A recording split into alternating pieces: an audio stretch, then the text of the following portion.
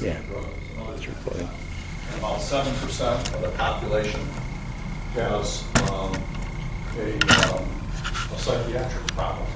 So if you add all those up, that's a pretty good percentage of the people. What would gambling addiction rank in addictions? Gambling problems is not, I'm going to talk briefly about that a little later. Gambling problems by itself in terms of percentages is obviously significantly lower than alcohol or drugs. You know, if I had to guess, I might say 3 or 4% of the population. Definitely grossly underdiagnosed, and definitely not diagnosed nearly enough because it's not recognized. Are those cumulative or are they concurrent? This is prevalence rate, so at a particular point in time. So in other words, it's not 27% of the population that has an addiction. It's you would say that about at any one given time, I'm sorry, this is really lifetime prevalence. Over the period of time, you would say, if you look over some people's lifetime, 27% of the people have an alcohol or drug problem at some point in their life. Okay. Now, when we're trying to classify, drug and alcohol problems, some people say, I just had one drink, Well, sometimes the drink's a rather big drink. And this is kind of a comical slide, but we really deal with this all the time at Ridgeview or at any hospital. What happens is, for example, a young lady comes into the hospital, I only have 6 drinks usually in a day. I said, well, I said only 6 drinks. She says, well, yeah, just 6 drinks and maybe a couple beer. I said, so you're having 8 drinks? And she says, yeah, 8 drinks. I said, well, who's pouring those drinks? What's in them? She says, liquor. I said, who's pouring? Vodka. She said, who's pouring them? She says, well, I am. I said, well, what kind of glass? She says, oh, I don't know. I said, well, take a guess. She said, oh, maybe about this big.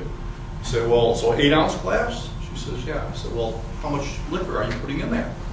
And she'll say, well, maybe half full. So I said, so you're putting 4 ounces of liquor and you're having 6 of those. That's 24 ounces in 2 beer.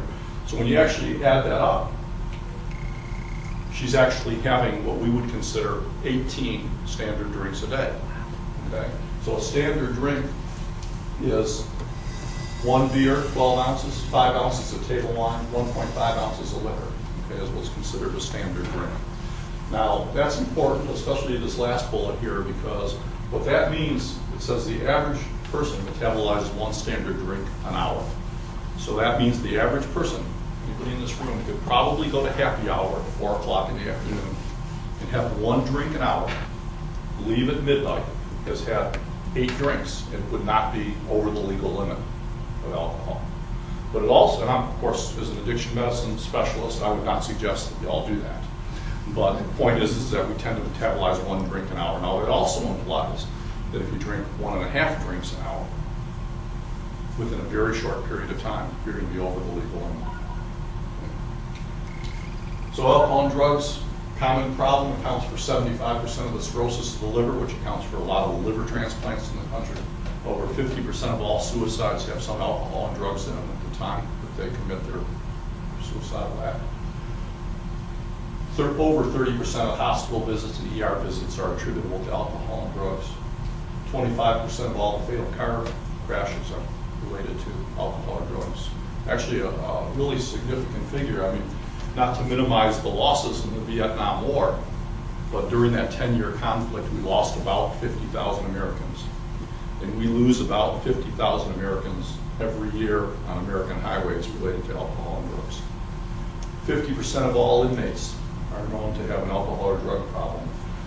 They estimate that just approaching 1% of the population in the United States is incarcerated. It's kind of a scary figure. Approaching 1% of the population is incarcerated.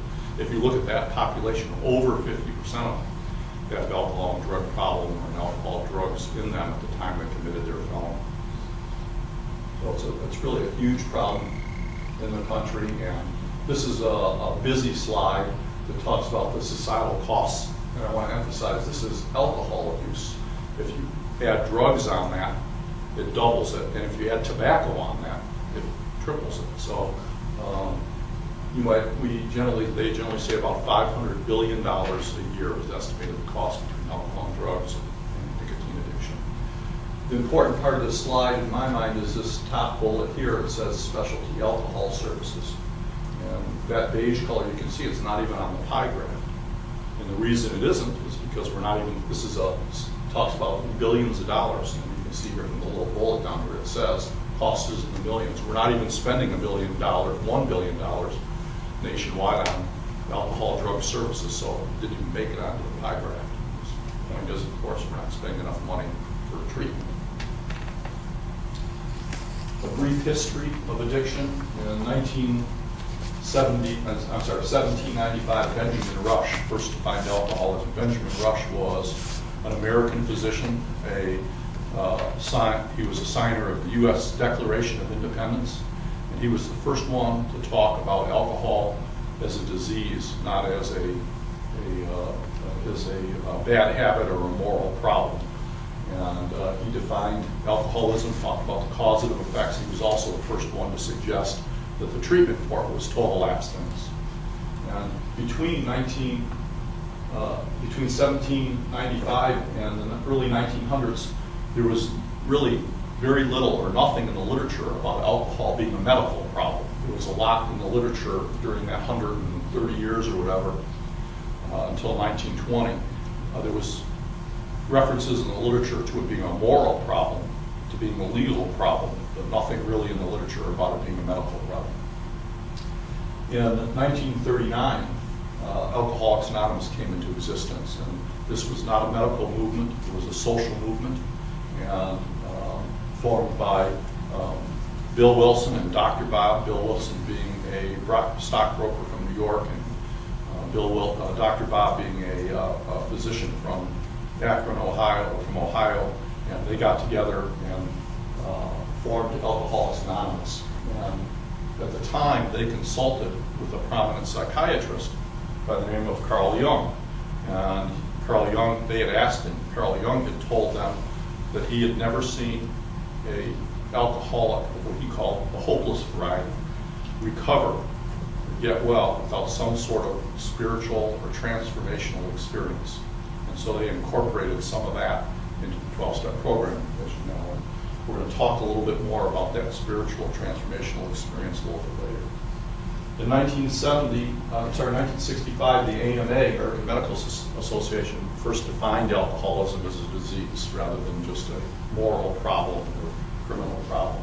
And then in 1970, we started, when I say a drug is a drug, meaning prior to that, we considered alcohol and drugs to be almost like two separate problems. It wasn't until the 70s that we started understanding that addiction is really a brain disease. It's about neurochemistry in the brain. And prior to that, we would look at them as different problems, okay? And at that time, we started understanding them and treating them together. We're going to talk a little bit about the neurochemistry of it a little bit later. In 1980, they changed the model for the treatment of addiction to what's called the biopsychosocial model of disease. Prior to that, they had what was called the psychodynamic model, and I'm not going to get into all the details of that today, but the biopsychosocial model is the one we use today, and we're going to talk a little bit about that biopsychosocial model in just a minute. From the 1985 to the present, a lot of the focus has been on what's called cross addictions and process addictions. This gentleman in the front row here asked about gambling addiction. Gambling addiction is really what we consider to be a process addiction. We learned since the 80s that, you might read in Newsweek or Time magazine, nowadays they say everything's an addiction, right? So what is an addiction? Well, the concept of a process addiction is the easiest and the definition that I think is best is probably to think about gambling or process addictions, food, sex, addictions as being a pathologic behavior. And what it is it's a continued use of a pathologic behavior that alters one's mood, alters one's brain chemistry.